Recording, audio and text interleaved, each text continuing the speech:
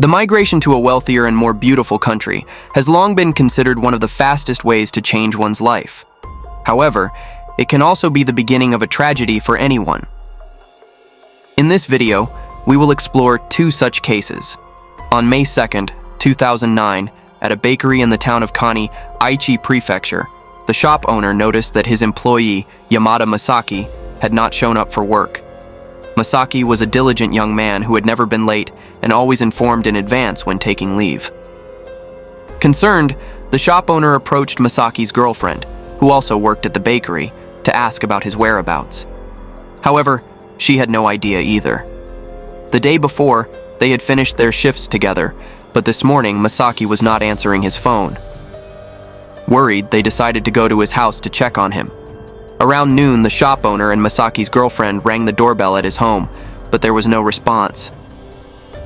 Eventually, the shop owner sought out a police officer and explained the situation.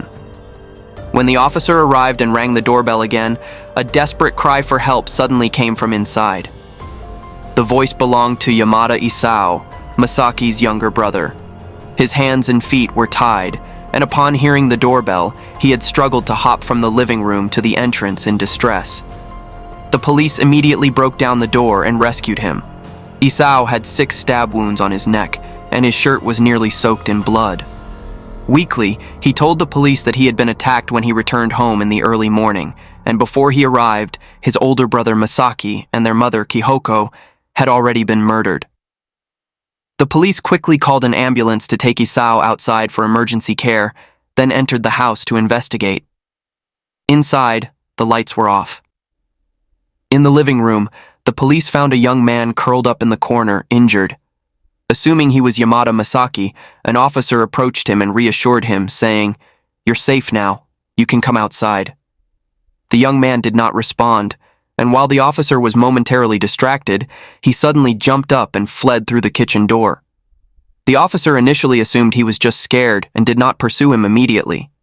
However, 2 minutes later, when they entered the bedroom, they discovered the real Yamada Masaki, stabbed multiple times, lying in a pool of blood, no longer breathing. If the deceased was Yamada Masaki, then who was the person who just ran away? Could it have been the killer? By the time the police realized the situation and started chasing him, the mysterious man had vanished. From the very beginning, the investigation faced challenges. The young man who had fled was clearly a prime suspect, yet he had escaped right in front of the officers. Left with no choice, the police returned to the crime scene to search for other clues. The scene was unlike typical homicide cases. There was no sign of a struggle. It seemed that after rummaging through the place, the perpetrator had meticulously cleaned up. There were no fingerprints, no footprints, and no signs of forced entry. Only a grown man lying in a pool of blood. In one corner of the room, the police found the murder weapons that the perpetrator had left behind: a wrench and a utility knife covered in blood, along with a coat, a face mask, and cold-resistant gloves. However, they could not find Yamada Kihoko's body. It wasn't until the following day that an officer opened the bedroom closet and discovered Kihoko's body wrapped in a blanket. She was the first victim of this crime, and her cause of death was a severe blow to the head. The murder weapon was the very wrench found at the scene. Inside the closet, along with Kihoko's body, was the Yamada family's pet cat. The killer had disemboweled the cat. On the murder weapons and clothing, besides the blood of the 3 victims, there was also another blood sample, likely belonging to the killer. The police collected the sample and sent it to the lab for DNA testing. Later, Isao confirmed that the family had lost 200,000 yen in cash and a wristwatch. For this small amount of money, the perpetrator had not hesitated to take 2 lives. Isao recalled that when he arrived home, he was suddenly attacked by the assailant, but was fortunate not to suffer serious injuries. He fought back for a while, but was eventually overpowered and knocked down. The perpetrator then tied him up and covered his head with a cloth. Due to heavy blood loss, Isao was in a constant state of dizziness. Additionally, since the attacker was wearing a mask the entire time, he never got a clear look at the person's face, only that it was a young man around 25 years old. Isao urged the intruder to leave quickly, but the man responded that he still had unfinished business. After that, Isao vaguely heard the sounds of scrubbing on the floor and water running. It was then that he realized the unfinished business the intruder mentioned was likely cleaning up the crime scene. About 2 hours later, the attacker approached Isao again and repeatedly asked where the money was. Isao noticed that the man's Japanese was not fluent. He rarely spoke in full sentences and instead used phrases like, "where money," "not done," "what happened," and his accent sounded foreign. After that, Isao lost consciousness until the next afternoon when the sound of the police ringing the doorbell woke him up. In a panic, he crawled toward the door, unaware that the killer was still inside the house. Based on Isao's testimony and the evidence at the scene, the police reconstructed the events of that night. Around 10 p.m. on May 1st, the perpetrator broke into the Yamada home. Before long, Kihoko discovered him and began screaming for help. In a panic, the intruder killed her. Later, when Masaki returned home, he too was murdered. However, even after that, the killer did not leave. He remained in the house for about 4.5 more hours until Isao came home. The attacker failed to subdue Isao immediately, leading to a fight. Eventually, Isao was overpowered and tied up. After committing the murders, the killer remained in the house for approximately 10 more hours. During this time, he ate food from the refrigerator and then slept in the bed until the next day at noon, when the police broke down the door and nearly caught him red-handed. Startled, he panicked and fled, much like a homeless man with no experience. However, this strange murderer also appeared to be well prepared. He wore a mask and even took the time to clean up the crime scene. Within the police department, investigators fiercely debated the killer's motive. Some officers believed that this crime was not a simple robbery. The excessive violence of the murders, including the brutal dismemberment of the family's pet cat, suggested that the attacker was acting out of rage, more like a gang-related execution than a burglary. The theory was that the Yamada family might have offended a gang, leading to a revenge killing, with the gang hiring a foreign hitman to carry it out. This explanation seemed plausible, but Isao was adamant that it was impossible. His mother and brother were kind-hearted people who had no connections to any gangs. The police conducted a thorough investigation into the family's background, but found no links to organized crime. In the end, they ruled out this possibility. 10 minutes after the suspect fled, the police launched an emergency operation within a 5-mile radius around the crime scene, attempting to track and capture him. However, without any details about the suspect's appearance, it was difficult to pinpoint a target. Ultimately, the operation was futile. Could they find clues from the physical evidence? The forensic department analyzed the knife and wrench found at the scene, only to discover they were common tools that could be purchased anywhere, making it impossible to trace their origin. The gray hoodie left behind by the suspect was manufactured by a clothing company in Nagoya and sold for 1,000 yen. The collar was yellowed and emitted a strong sweat odor, suggesting it had been worn for a long time. The fact that the suspect still didn't discard such cheap clothing indirectly indicated that he might have been struggling financially. However, since this type of basic hoodie was widely available, it provided no leads. Meanwhile, the results of the blood analysis at the crime scene came in. This seemed like the last hope. A person who committed a double murder and even mutilated an animal showed clear signs of violent tendencies. People like this often have a history of violent offenses before escalating to murder. However, when the police ran the DNA sample through their database, they were stunned. There was no match. This result was hard to believe. A murderer who killed 2 people with such extreme violence had no prior record. Had the killer suddenly appeared in Aichi Prefecture, committed the crime, and then vanished? After 15 days of investigation, the police could only reach a vague conclusion. The suspect was a young man between 25 and 30 years old, approximately 5 feet 7 inches to 5 feet 9 inches tall, with an average building. He was most likely a foreigner, had a distinct accent, and lived in poverty. With such a broad description, identifying a suspect seemed nearly impossible. Aichi Prefecture is a popular destination for international students, with around 15,000 foreign students living there. Left with no other options, the police made the case public through the media and offered a 3 million yen reward, hoping the public could provide useful leads. Over the next 6 months, the police received more than 300 tips and investigated a total of 5,400 individuals based on these leads. However, in the end, all of them were ruled out as suspects. The investigation hit a complete dead end. Time passed, and by 2012, the Yamada family massacre had remained an unsolved case for 3 years. Over time, the number of tips reported to the police dwindled. Just when people began to believe that the killer would forever escape justice, the case took an unexpected turn. On October 19, 2012, the police in Kamiyama City, Mai Prefecture, received a report of a stolen car. They quickly responded and managed to arrest the thief on the same day.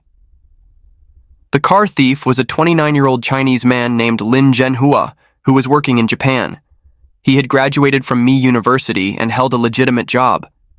In Japan, car theft is considered a serious crime. Following standard procedures, the police collected Lin Zhenhua's DNA and checked for any prior criminal records in the database. The results left the police in shock. His DNA was a perfect match with the suspect from the 2009 robbery-murder case in Kani. He was the very killer responsible for the brutal family massacre 3 years ago. The Mi Prefectural Police immediately reported the findings to Aichi Prefecture and urgently interrogated Lin Zhenhua.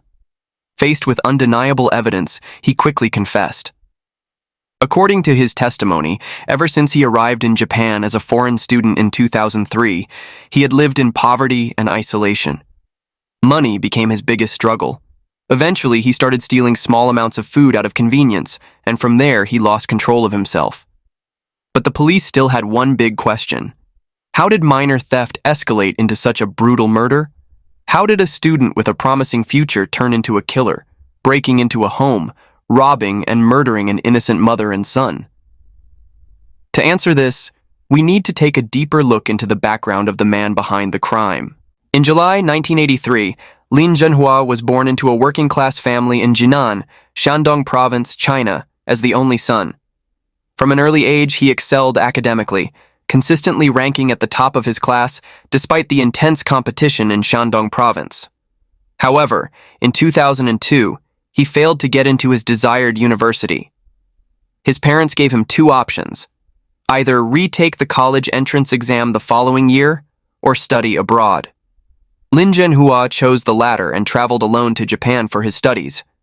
But studying abroad required a significant amount of money.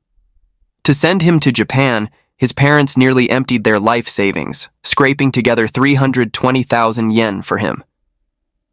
At this point, Lin Zhenhua was full of hope.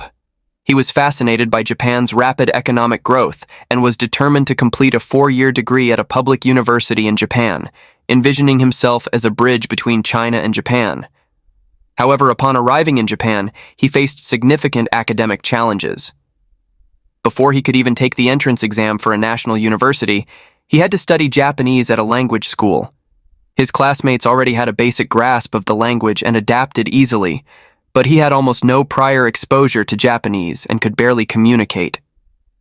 The language barrier made it difficult for him to make friends, and as a result, he often kept to himself, growing increasingly isolated.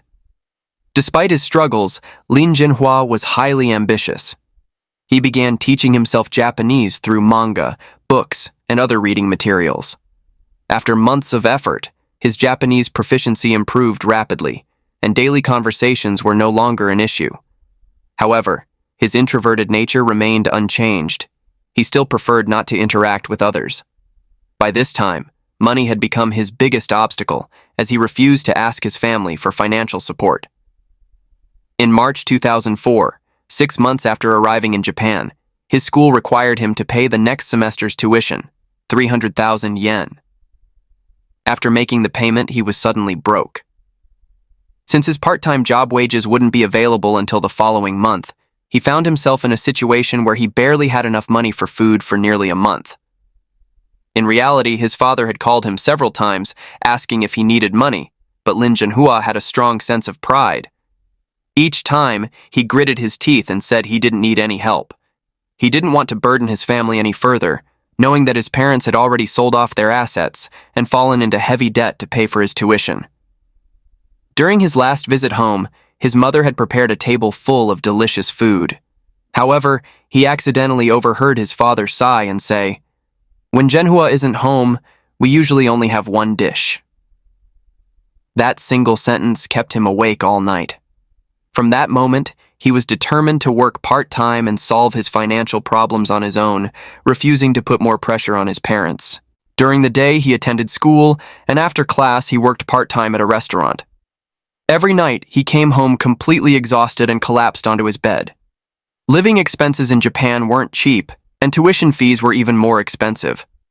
With no relatives or friends to rely on, he was entirely on his own and simply couldn't keep up financially. To save money, he barely spent anything. Sometimes, to save the cost of a meal, he even searched through trash bins for discarded bento boxes past their expiration date. He often stood in front of convenience stores, staring at the food inside, trying to suppress his overwhelming hunger, until one day, he couldn't take it anymore. In April 2004, Lin Zhenhua stole an onigiri from a convenience store. He was caught by an employee, who reported him to the police. However, since the amount was too small to be considered a serious crime, he was only required to pay for the stolen item and was released without charges. But word quickly spread among his classmates. The story of Lin Zhenhua, the onigiri thief, circulated throughout the school. Under the scornful gazes of his peers, Lin, who was already introverted, withdrew even more and became completely isolated. For the next 18 months, loneliness and poverty nearly crushed him. Other than studying, he focused only on working part-time and had no friends at all. But he didn't give up. He continued his studies despite the heavy financial strain. In May 2005, he applied to his dream university, only to learn that admission required 3 years of high school transcripts. This news came as a complete shock. Ever since the onigiri theft incident, he had barely spoken to his classmates or teachers, so no one had ever informed him about the admission requirements. In the end, he failed to submit the necessary documents in time and lost his precious opportunity to enroll. Although he couldn't get into the university he had hoped for, Lin Zhenhua refused to give up. He enrolled in a technical college for computer studies and continued working hard. In April 2006, he finally passed the entrance exam for ME University, but instead of being admitted to the economics department as he had wanted, he was accepted into the literature department instead. After struggling so hard to get into university, this was a crushing disappointment. Once he started university, his motivation for studying quickly faded. He frequently skipped classes, and his academic performance plummeted. At the same time, his financial struggles worsened. ME University's tuition was 340,000 yen per year, and after enrolling, he had to rent an apartment, which significantly increased his living expenses. Whenever his parents called to check on him, he always told them only the good news and hid the bad, never mentioning that he was barely scraping by financially. Before long, Lin Zhenhua was forced to realize that no matter how hard he worked and how much he saved, it was nearly impossible to afford the high cost of tuition. By 2008, his financial situation had completely collapsed. He was not only behind on a full year's tuition, but also owed several months' worth of rent. Even worse, he found himself unable to resist the urge to steal again. On December 31st, 2008, he stole a lobster from a Japanese restaurant, but was quickly caught by the staff. Since lobster was considered a luxury item, and he already had a prior theft record, the police fined him 200,000 yen. If he failed to pay the fine by the deadline, he would be sentenced to forced labor as punishment. Lin Zhenhua had absolutely no money to pay the fine and refused to ask his parents for help. Being sent to forced labor meant his education would be disrupted, something he couldn't accept. He convinced himself that the only way to solve his financial problems was to steal even more, but this time on a bigger scale. On February 8, 2009, he broke into a clothing store and stole a sailor-style school uniform, but was caught again. At the same time, due to excessive absences from school, he was unable to advance to his 4th year and was forced to repeat a grade, He was also required to pay tuition for the new academic year. With no other options, he used all the money he had saved from part-time jobs to cover his tuition, but that still didn't solve the issue of his outstanding fine. In April 2009, Lin Zhenhua received a final notice from the prosecutor's office. If he didn't pay the fine soon, he would be prosecuted, his school would be notified, and he would be expelled. At that moment, Lin felt like he had reached a dead end. In sheer desperation, he made the worst decision of his life. He told himself, petty theft wasn't enough anymore. If he wanted 200,000 yen immediately, he had to rob someone.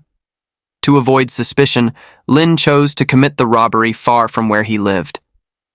He decided on Nagoya, Aichi Prefecture, a place he was unfamiliar with. On May 1st, he packed his tools and boarded a train to Aichi. After getting off, he wandered near the station for several hours, but failed to find an ideal target for robbery. While riding the train back, he noticed a frail-looking woman getting off at Kaney. She seemed like the perfect victim. Without hesitation, Lin followed her. However, unexpectedly, as soon as she left the station, a car pulled up and picked her up, ruining his plan. Lin refused to give up. He roamed the streets of Kaney, closely observing pedestrians, waiting for the right opportunity to strike. Around 10 p.m., he saw a cat slip out from a house across the street. This meant the door wasn't locked. Peering through the doorway, he confirmed that no one was in the living room, so he sneaked in and began searching through the belongings inside. At that moment, Yamada Kihoko, who had been cooking in the kitchen, noticed Lin and immediately demanded, "Who are you?" Panicked, Lin tried to escape, but Kihoko grabbed onto him tightly, preventing his getaway. In his panic, he pulled out a wrench and struck her hard on the head. Just then, Yamada Masaki returned home. Seeing his mother collapsed on the floor and a stranger attacking her, he rushed in to fight Lin. During the struggle, Masaki managed to pull off Lin's face mask, exposing his identity. Eventually, Lin overpowered Masaki and tied him up. After this brutal fight, Lin Zhenhua completely lost control of his emotions. Masaki had seen his face, which meant his crime would inevitably be exposed. He couldn't let him live. With this thought, he immediately grabbed a knife from the kitchen and without hesitation stabbed Masaki to death. The cat in the living room kept meowing loudly.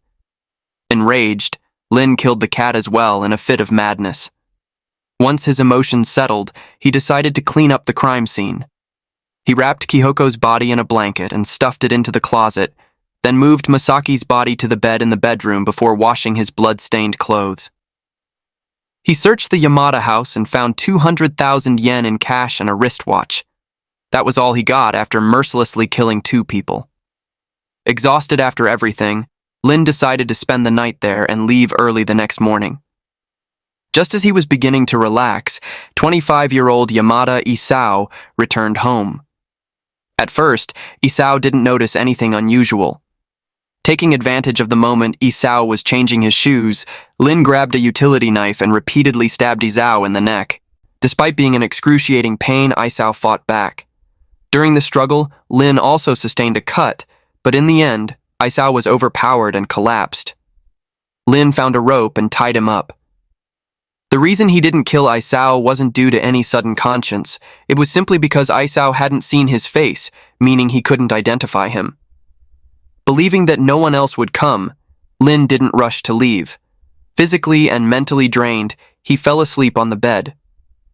The next day, at noon, Masaki's employer arrived with the police and rang the doorbell.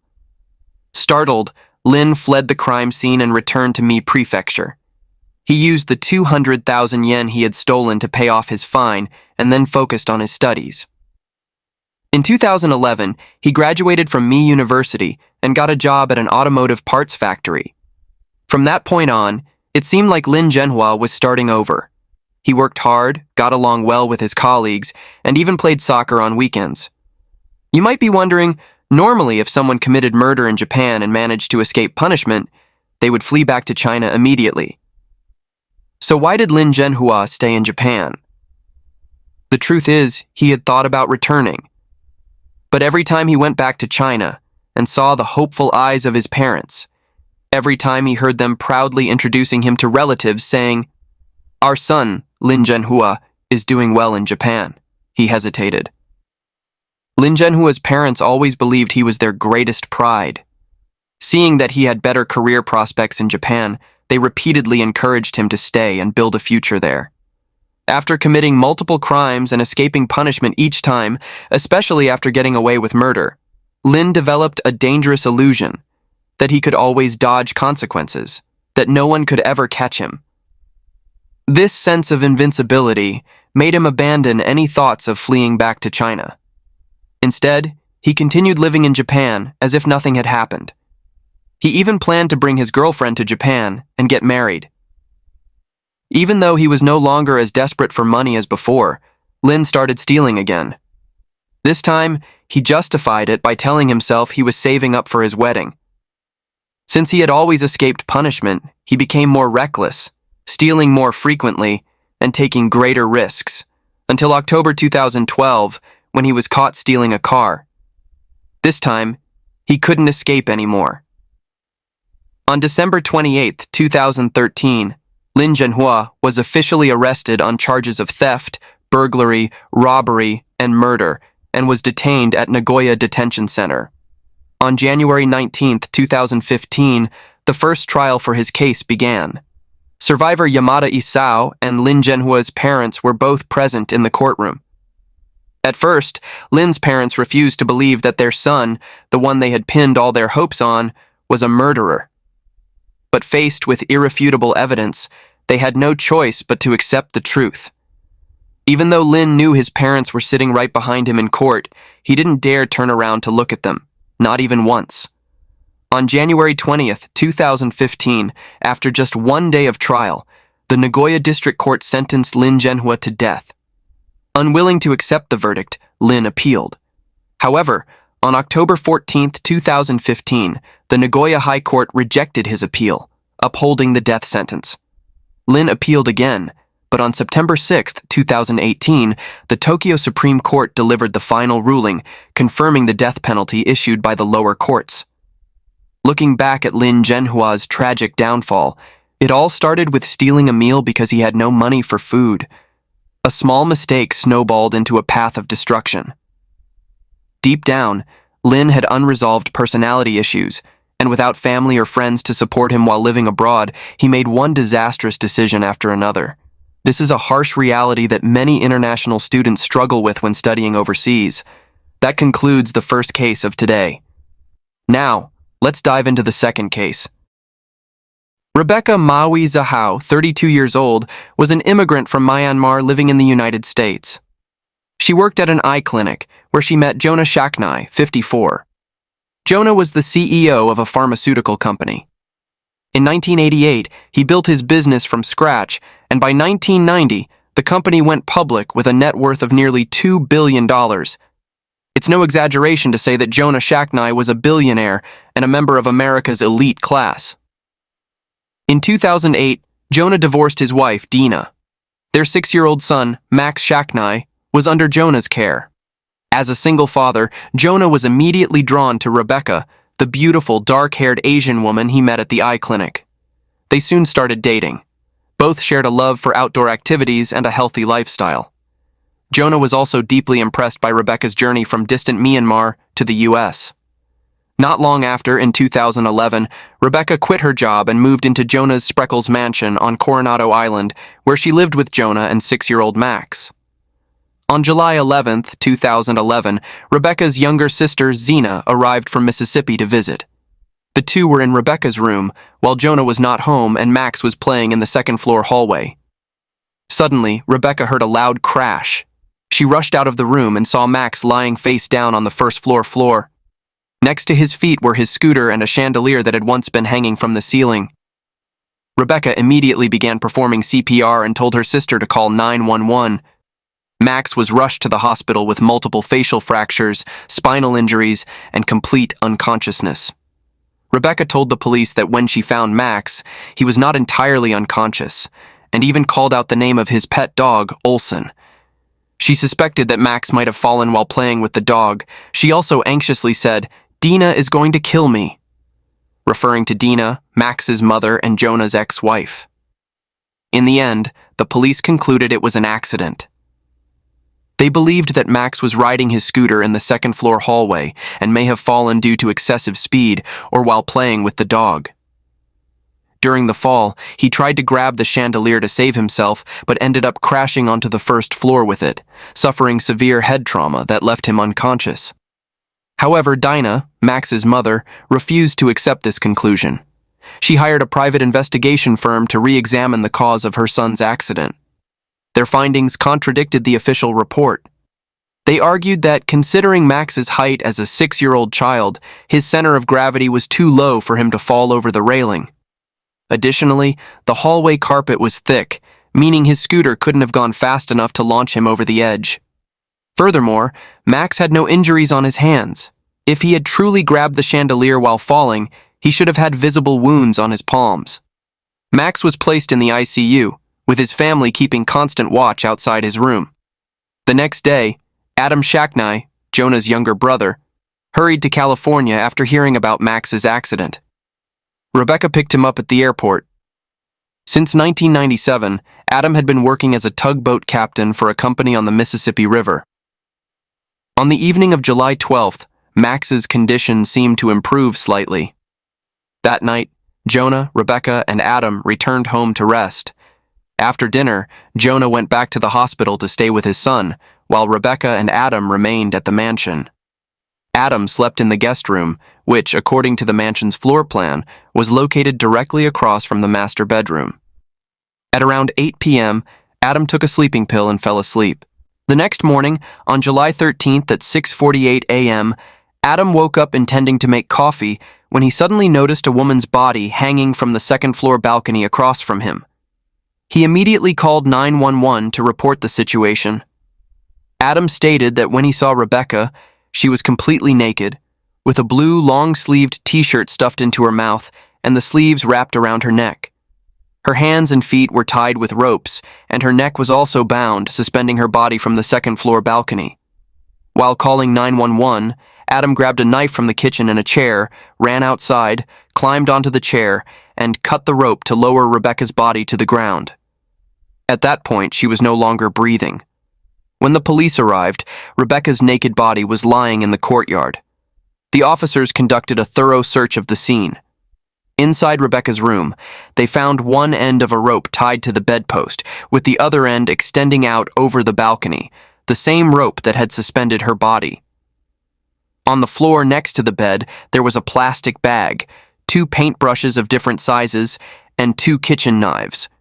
There were no signs of struggle at the scene. On the balcony, investigators discovered several footprints and a single shoe print. After comparison, the footprints were confirmed to belong to Rebecca, while the shoe print was assumed to belong to an investigator. All DNA evidence found at the scene belonged solely to Rebecca. No traces of anyone else were detected. However, something odd stood out. Certain areas where DNA should have been present, such as the handles of the paintbrushes and the bedroom doorknob, contained no DNA at all, as if someone had deliberately wiped them clean. Meanwhile, on the door of another bedroom, a mysterious message was found. Someone had painted 2 cryptic sentences in black paint. "He saved him. Can you save him?" This might explain why 2 paintbrushes were at the scene and why Rebecca's hands and body had traces of black paint. However, no one could decipher the meaning of the message. Rebecca's autopsy report revealed neck injuries, a broken left arm, and multiple bruises and scratches on her back, arms, and legs. The forensic team concluded that these injuries were caused by her body hitting a tree beneath the balcony when she fell. A neighbor reported to the police that in the early hours of the morning, they had heard a woman screaming for help, seemingly coming from Rebecca's room. However, the police dismissed this claim, believing it to be a mistake, and did not conduct a further investigation. On September 2nd, the police officially ruled Rebecca's death as a suicide by hanging, estimating the time of death to be around 3 a.m. on July 13th. The message on the door, according to the police, was likely a note left before she took her own life, though its meaning remained unclear. The police also reconstructed Rebecca's final actions before her death. At 1 a.m. on July 13th, Rebecca received a phone call from her boyfriend Jonah while she was at the mansion.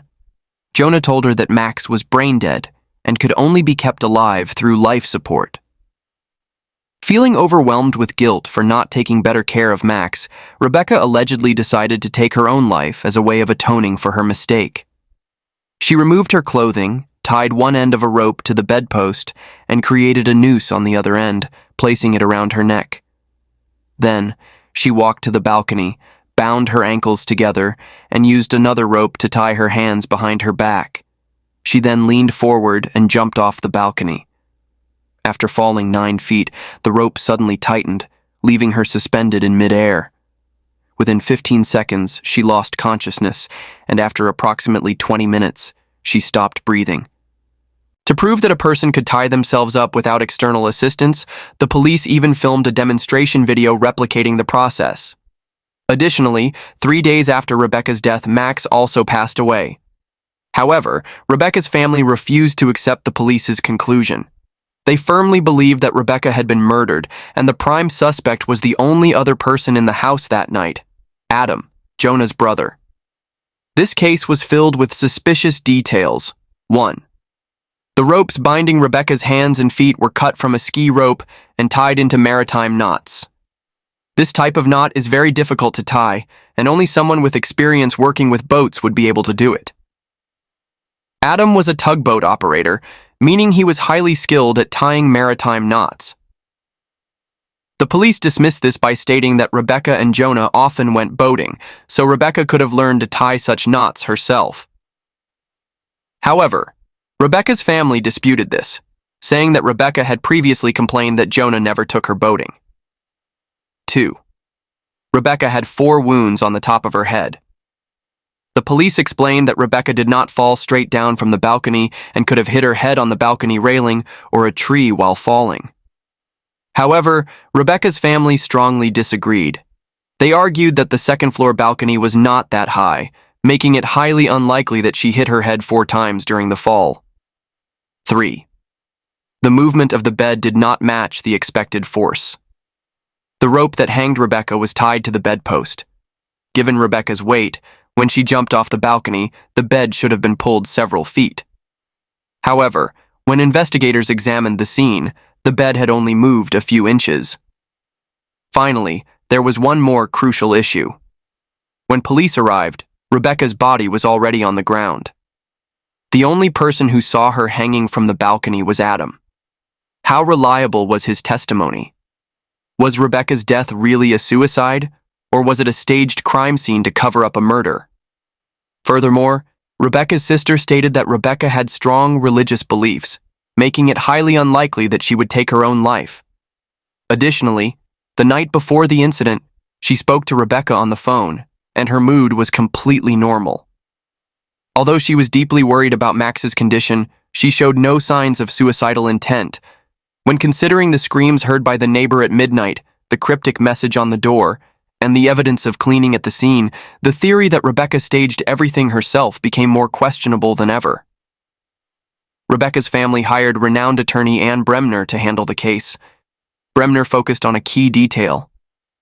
Rebecca's hair was caught in the noose. Based on Bremner's experience, when women with long hair die by hanging, their hair is usually outside the noose, not caught in it. Women with long hair would understand this better. Normally, when putting something around their neck, like a necklace, they lift their hair first, secure the necklace, and then let their hair down. They never let their hair get tangled in the chain. While putting on a necklace and hanging oneself are completely different actions, the fact that Rebecca's hair was caught in the noose raised significant doubts about the suicide theory. Bremner also pointed out that women who commit suicide rarely choose to be completely naked. Additionally, she hired renowned forensic expert Cyril Wecht to conduct a second autopsy on Rebecca. Wecht concluded that Rebecca's broken ribs were caused by manual strangulation, not the rope. The 4 head wounds were caused by blunt force trauma, suggesting she had been beaten. The autopsy also examined Rebecca's livor mortis, the purple-red discoloration that occurs when blood settles in the lowest parts of the body after circulation stops. If someone dies while lying on their back, the discoloration appears on their back, waist, and buttocks. If someone dies by hanging, the darkest discoloration should appear in the feet, since gravity pulls the blood downward. However, Rebecca's feet were not dark purple. Instead, her back had deep purple discoloration, indicating that she had not died from hanging, but had likely been lying on her back when she died. As previously mentioned, investigators found Rebecca's footprints and an unknown shoe print at the scene. The police initially claimed that the shoe print belonged to an officer at the scene. However, forensic analysis revealed that the shoe print did not match any of the police officer's shoes. This strongly suggested that someone else had been present at the crime scene.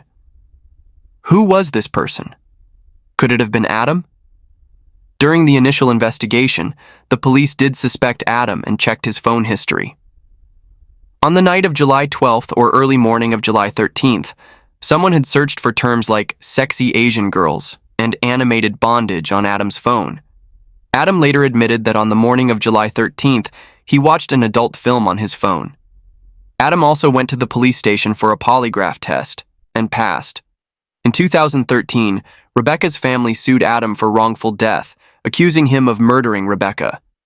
However, since local law enforcement refused to reopen the case or conduct a new investigation, they had no choice but to file a civil lawsuit instead of a criminal case. Rebecca's family demanded $5 million in damages. Their ultimate goal was to win the civil case first, forcing the police to reinvestigate the case and then proceed with criminal charges to put Adam in prison. In February 2018, the trial began. Adam's legal team argued that there was no physical evidence connecting him to the crime scene. Adam also insisted that he had a good relationship with Rebecca. Jonah, Rebecca's boyfriend, testified in support of his brother, stating that Adam was a good person who would never do something like that. However, Rebecca's family attorney, Keith Greer, presented several critical pieces of evidence. 1. The handwriting on the bedroom door closely resembled Adam's writing. 2. A key piece of forensic evidence, a drop of Rebecca's menstrual blood was found on the handle of a kitchen knife at the scene. Rebecca was on her period at the time of her death. How did her menstrual blood end up on the handle of a knife? Greer demonstrated a possible version of events in the courtroom using a life-sized mannequin modeled after Rebecca. Adam stormed into Rebecca's room, angrily accusing her of not taking care of Max. He struck Rebecca over the head, knocking her unconscious. He then used a kitchen knife to assault her and strangled her to death. Afterward, he tied her hands and feet, then lowered her body from the second-floor balcony to stage the scene as a suicide. In the end, the jury voted 9-3, concluding that Adam was legally responsible for Rebecca's death. The court ruled that Adam must pay $5 million to Rebecca's family. Rebecca's family knew Adam couldn't afford to pay the damages, but their real goal was to get the police to reopen the case and bring criminal charges against Adam. Adam, however, maintained his innocence, stating that he was not afraid of further investigation. The lead detective from the original investigation was shocked by the civil trial's outcome. He formed a new review team to re-examine all the case files. After going through the evidence again, they stood by their original conclusion. Rebecca had taken her own life. The police refused to reopen the case. In February 2019, Adam appealed the verdict, arguing that Rebecca's family's lawsuit contained procedural errors. The jury selection process was flawed. The court reviewed his appeal and ultimately dismissed Rebecca's family's lawsuit permanently. Rebecca's family could no longer sue Adam again. Adam was no longer required to pay any damages. To this day, there is no final conclusion on whether Rebecca took her own life or was murdered. What do you think about this case? Share your thoughts in the comments.